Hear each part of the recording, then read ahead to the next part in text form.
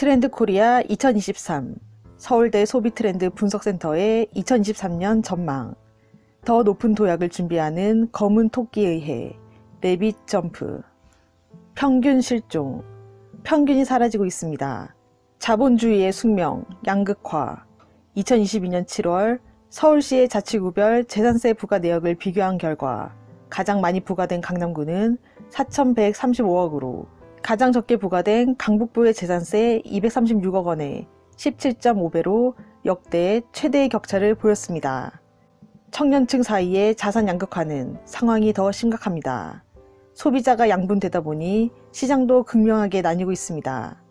초고가 혹은 초저가를 찾는 소비자는 늘어난 반면 중간 수준의 제품을 고려하는 소비자는 줄고 있습니다. 특히 요즘처럼 경기가 위축되면 소비자는 쓸데없는 지출을 줄이고 양극단으로 자원을 선택 집중하는 전략을 취하게 됩니다. 투자에서도 비슷한 현상이 포착되었습니다.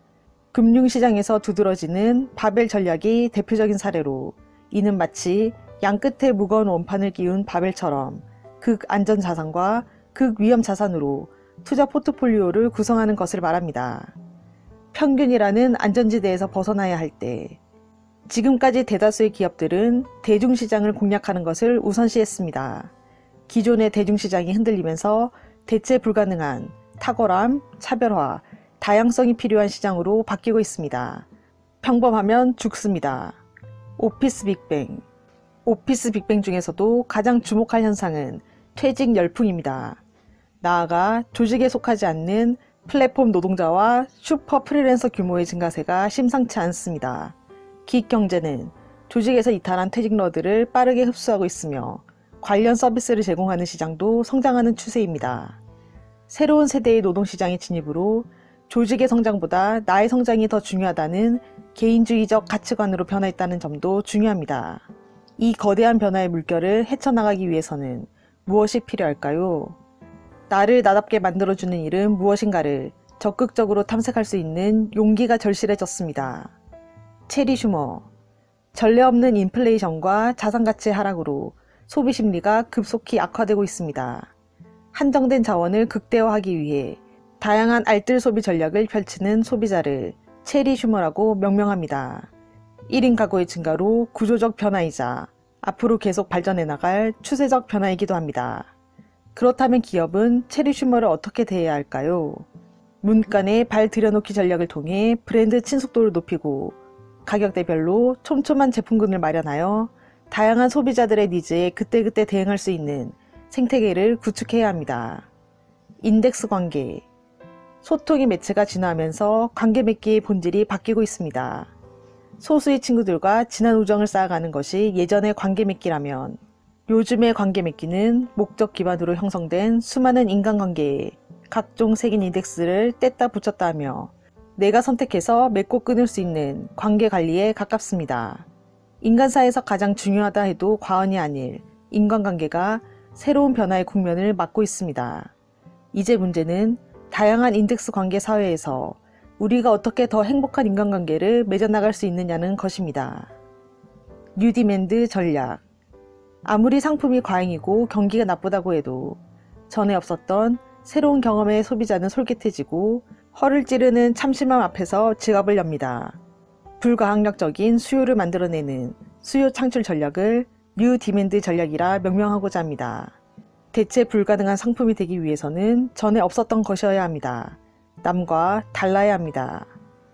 디깅 모멘텀. 단순한 춤이라고 부르기에 부족할 정도로 어디에 진심인 사람이 늘고 있습니다. 몰두의 대상이 다소 특이하고 그 몰입 정도가 꽤 깊음에도 불구하고 이들은 현실 도피적이지 않습니다. 일상과 디깅을 조화시킬 수 있어야 합니다. 핵심은 성장입니다. 자기 성장이라는 큰 지향점 아래에서 삶과 적절히 어우러질 때 디깅은 행복한 인생을 위한 진정한 발돋움의 모멘텀이 될 수 있을 것입니다. 알파 세대가 온다. 태어나 처음 말한 단어가 엄마가 아닌 알렉사라는 진정한 디지털 원주민 소비자가 등장하고 있습니다. 2010년 이후에 태어나 초등학교 6학년보다 어린 친구들이 그 주인공입니다. 알파 세대는 저마다 매력을 존중하고 나는 나대로, 너는 너대로 세상에서 유일한 사람이라는 정체성을 지닙니다. 누구나 쉽게 인플루언서가 될 수 있는 틱톡을 활용하고 국영수 코로 불리는 코딩 학습을 자연스럽게 받아들입니다.